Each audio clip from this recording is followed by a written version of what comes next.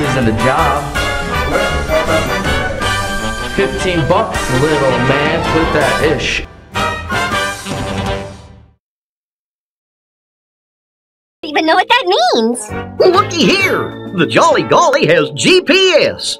Grandpappy search. Ha! We just have to push this button, and the ship will take us straight to Harmony Cord Island. Ahoy! Would you like to join me, mateys and me, and help Captain Goofbeard? Well, put on your pirate hat and set sail! Oh, say, you're gonna need a first mate, aren't you?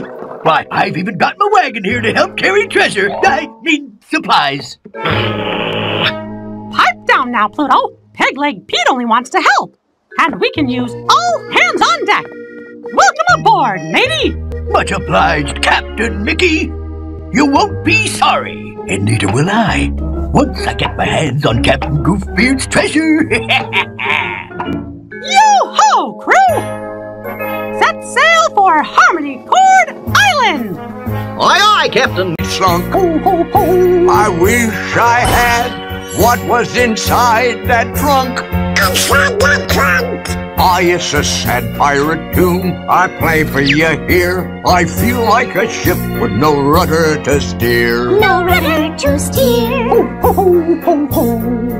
I'm a pirate with no treasure, who's lost in a fog. Now old Captain Goofbeard's just a worthless sea dog. A worthless sea dog.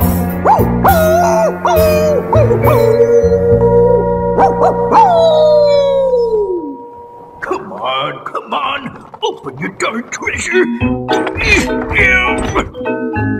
Don't worry, Captain Goofbeard. We're not sunk yet. There's Pegleg Pete. That low-down sea sponge? Open! You're imitating me. His name is not Regan.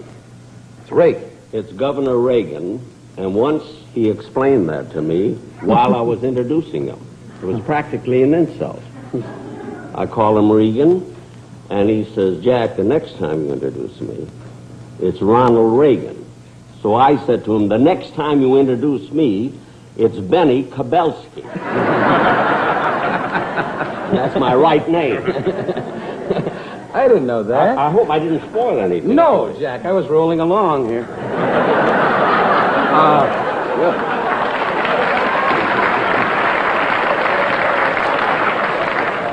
My mother would say, it's Jack Benny, keep your mouth shut. Yeah, for God's sake. George, your dear friend, is in the back walking around trying to find out what the affair is about. But Johnny, it's great to see that how you, on your anniversary, you sit in a big chair and we all sit here like a group of people in a wheat field. Sitting there like King Farouk ran out of grapes. The humility in the class, now that you mix with Freddie, your producer, I didn't recognize Freddie Dicadova. Freddie, over here where the light is. He just sits in the stool going, I'm in charge. But it's a great treat, really, to be able to be with you 10 years. You know, I remember you started with that, you were talking about it at CBS the other day when you worked in that studio. What was the show you had then? I did a show at the same studio you're in now. Yeah, and what was the name of the show, John? Try to stay awake for this. Halsey. I can hardly wait to get back to Bel Air and go, I'm wealthy. It's called the Johnny Carson Show. It's called the Johnny Carson Show. Well, wonderful, John. You're kind of dull, so I'll talk to Ed. Ed, maybe you can put the rubber band on your ear and play Marine Corps pilot for a half hour. You don't have to know, Jack. It's making a lot of money for us. Isn't this great? I know what he's talking about. Jack Benny came up in the dressing room in the Sahara Hotel in Las Vegas, and that's the truth when I was appearing there. And you were very sweet and kind. In fact, we had dinner together. I had, my wife and I had steak, and you had, I believe, one boiled egg. And he does. He watches his diet, and he came up and he said, you know something? You see, I watched you on the stage for years in the lounge in the Sahara. True, Jack, what I'm saying? And he said, you know, you came on with some of the words and the things, you see. And I said to Mary, I said, the kid's got to get killed. Because anybody, you see, that can come on that strong has got to be crazy. Well, today... Now, can we hear Humphrey Bogart? No. Oh, I'll do it.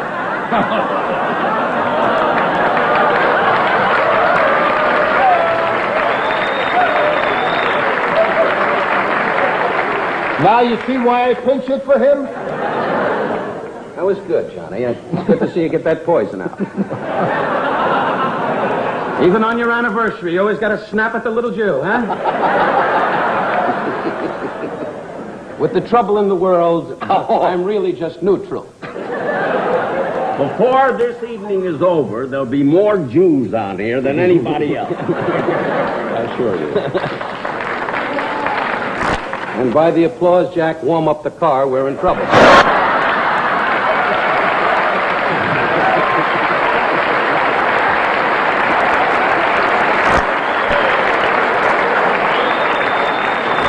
But I must say, in all fairness to you, John, it was Johnny Carson. I know you get embarrassed about this.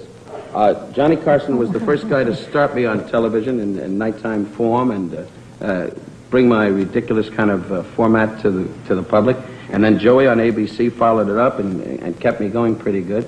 And I must say, Johnny, and very honestly, because my name was like, oh, here he comes, you know, and you were great. You sat at the desk and you had me on the show many times. And I say this with all sincerity.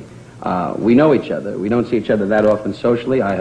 Pacific Fleet Commander Admiral Scott Swift addressed members of Chin Hae Naval Base to share his appreciation for the sailors' consistent hard work and efforts towards the fleet. I get to look across the contributions of the entire fleet, and it's made up of your individual contributions, what we do together every day. But it's those individual contributions that you're making that may be small in your mind, but the cumulative effect is felt across the entire fleet. The Admiral also took this time to address personal questions and concerns that the sailors may have in regards to not only Chin Hae, but the overall Navy as well. Senior Airman Taylor West, Chin Hae Naval Base, Korea.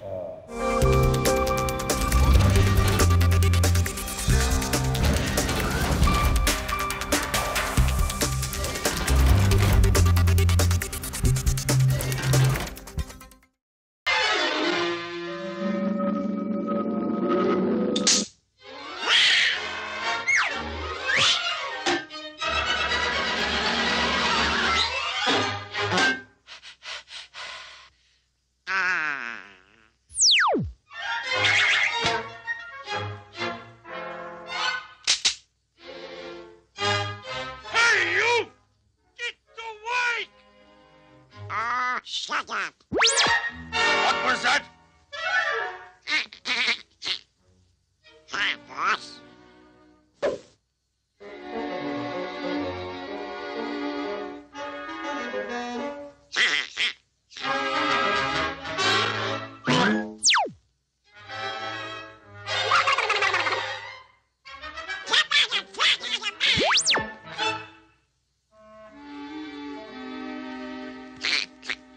Much obliged.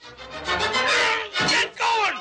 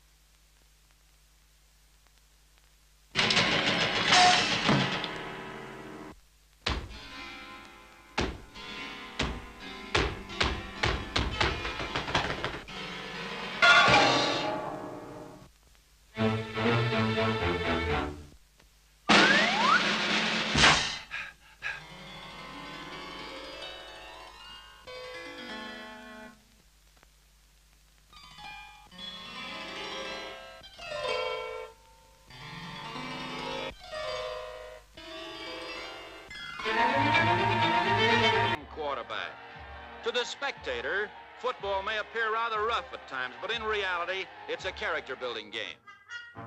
All right, taxidermy's ball, 3rd down and 11 to go. DeGrady has the ball. He gives it to Gershman.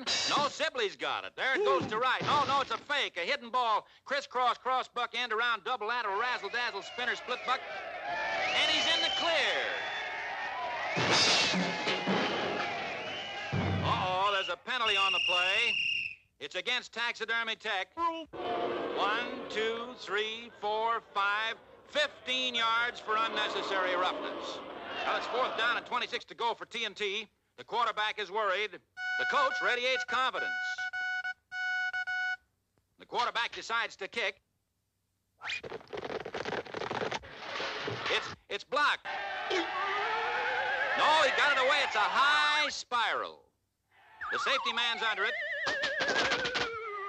He muffed it. It's a loose ball. Number 48's in fast. Oops, Butterfingers. Moose Williams got it. He had it. Now DeGrady missed it. Sebring boots it to the 50. There it goes to the 35. It's Tech's ball. No, wow, right. Wrenched it away, and it's A&M's. No, everybody dropped it. Nobody's got it. A 100-yard fumble, a free ball over Tech's goal line. But here comes Nordberg. He's recovering the old pork skin for 6. What a play. The teams line up for the try for the extra point. There's the kick, and it's blocked. Anthropology A&M receives, and they're nailed on the 25-yard strike. What's the quarterback going to call? It looks like a pass. It is a pass. Geronimi fades back, cocks his arm, rifles a bullet pass into the flat. It's intercepted by Anthropology. Here's the 40-yard marker, the 30, the 20, the 10, and he's over for a touchdown.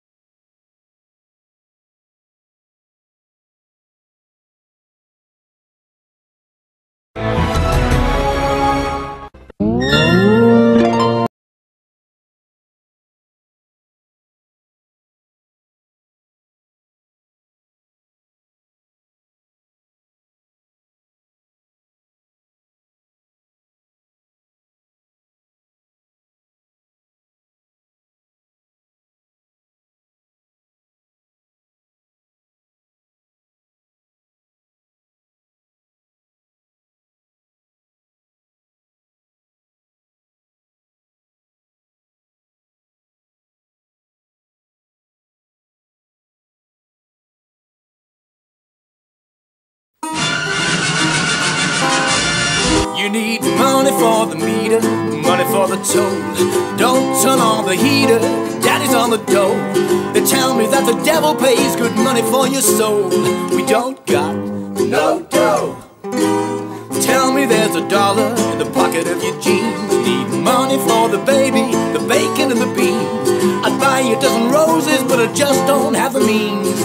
Don't got no dough. Sorry, Mr. Landlord, I cannot pay the rent. Run down to the bank and ask them where my money went. Then come back and tell me just who overspent. Mister, let me tell you, I blame the government.